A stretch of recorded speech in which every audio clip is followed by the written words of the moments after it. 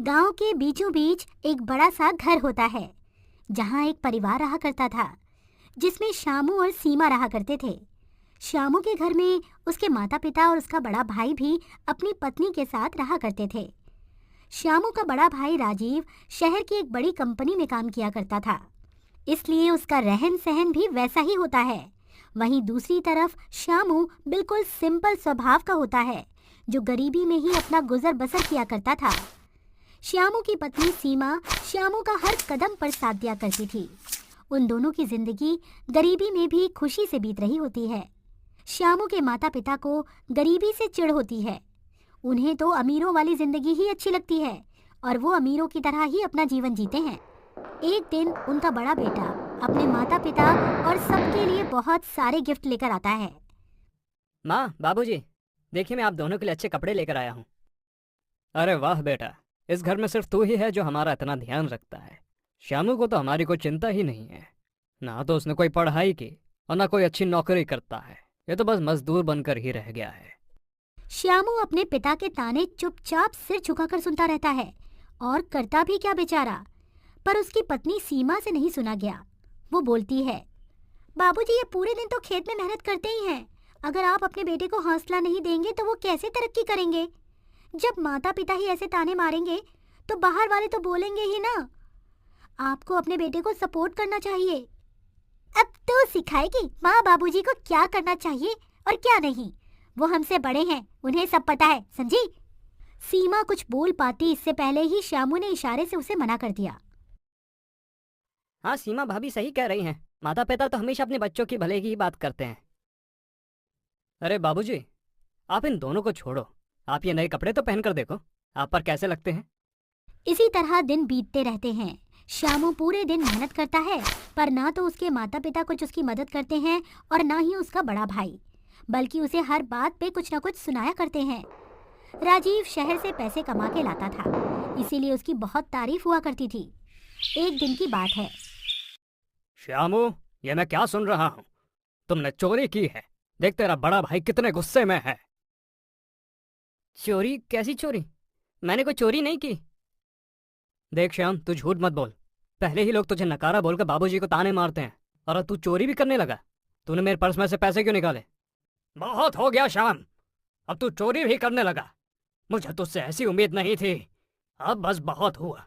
अब तू उस घर से चला जा और बाहर रहकर अपना जीवन बिता।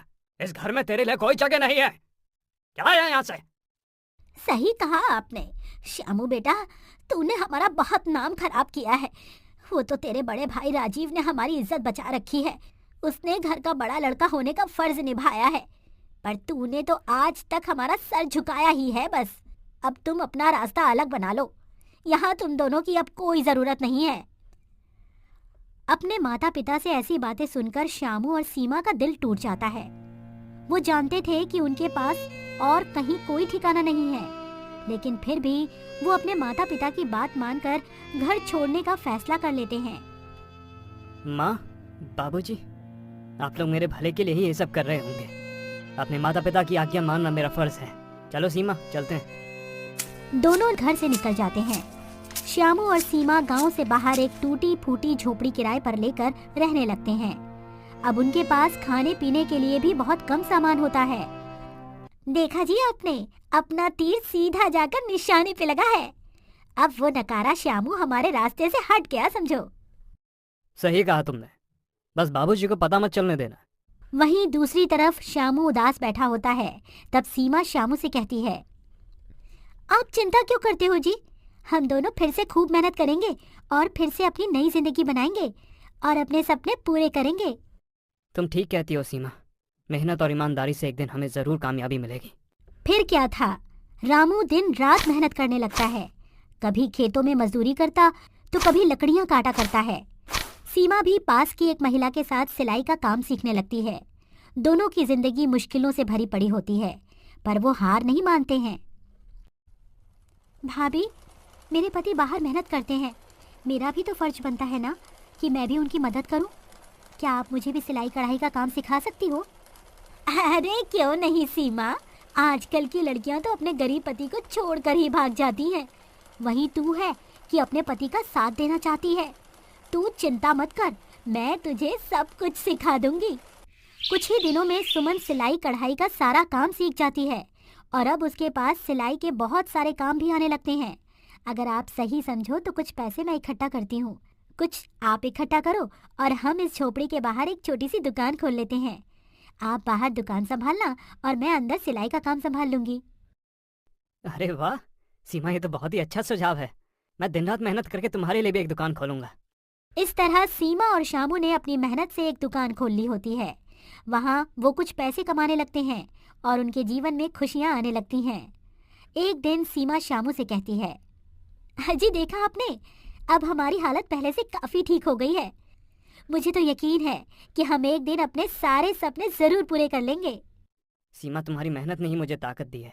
हमारे पास कुछ नहीं था, तुम्हारी मेहनत और भरोसे ने ही हमें यहाँ तक पहुँचाया है। इस तरह दोनों की मेहनत रंग लाती है और समय के साथ उन दोनों की दुकान धीरे धीरे बड़ी हो जाती है। उनकी दुकान की चर्चा गांव भर में होने लगती है। गांव में वो दोनों अपनी एक छोटी सी कुटिया बनाकर अपने नए घर में खुशी खुशी रहने लगते हैं। एक दिन दो महिलाएं सीमा से मिलने आती हैं और कहती हैं, अरे सीमा, तुम तो बहुत अच्छे कपड़े सिलती हो, लोग हमारे कपड़ों की बहुत तारीफ करते हैं। थैंक यू दीदी, आप हमारे कस्टमर हो, आप खुश रहो, हमें और क्या चाहिए। हमें तो तुम दोनों की जोड़ी बहुत अच्छी लगती है।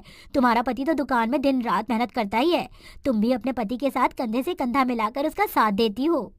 ऐसी लड़की आजकल कहाँ मिलती है। बड़ा खुश नसीब है शामू कि उसे तुम्हारे जैसी पत्नी मिली। वहीं गांव में कुछ महीनों के बाद गांव में भाई का कारोबार धीरे धीरे डाउन होने लगता है। एक दिन राजीव की पत्नी उससे कहती है, अजी इस परिवार की सारी जिम्मेदारी हमारे कंधों पर ही आ गई है। आपका कारोबार भी ठप हो गया है। अब आप अपने माता पिता से कह दो कि हम उनका बोझ अब और नहीं उठा सकते हैं। वो दोनों तो बस हमारे पैसों पर ऐश करते रहते हैं, आखिर उन्हें भी तो कुछ सोचना चाहिए। देखो सुलेखा, तुम बात तो बिल्कुल सही कह रही हो, लेकिन मैं अपने माँ बाप के साथ ये सब नहीं कर सकता हूँ। पर कम से कम उन्हें खुद तो सोचना चाहिए कि दिन रात हमारा खाना खाकर अच्छे अच्छे कपड़े पहनकर यहाँ दिन रात पड़े रहते हैं। उन्हें तो खुद इस घर से निकल जाना चाहिए।